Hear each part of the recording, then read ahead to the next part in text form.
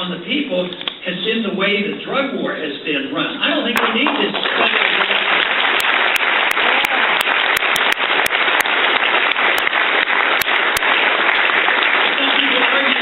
We didn't have the FDA, we didn't have the government, we would all have dangerous foods, and they protect us, and all these stories.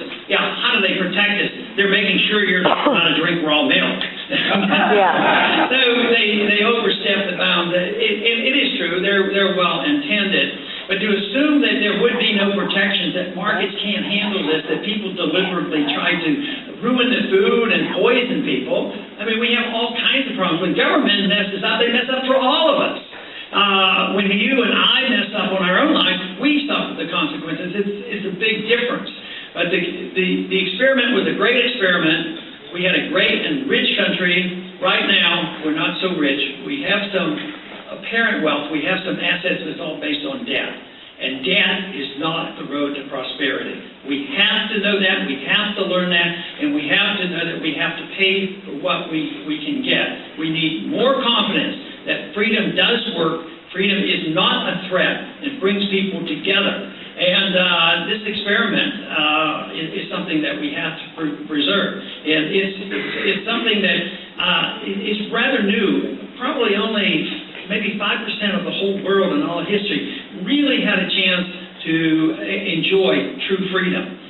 We did have that chance, and we still have remnants of that, but right now we're allowed to lose it. So I see that in this country what is happening, there are a lot of people who have thought along these lines but have felt rather frustrated. They have been independents. They have been people who have dropped out. They have been people who are frustrated because they don't get the attention of the government, and they're pretty annoyed.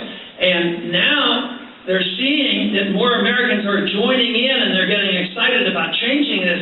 But think of what's happening on our college campuses. I go there, and the next generation, the young generation, are aware of these things. And the ones I meet are opting for freedom.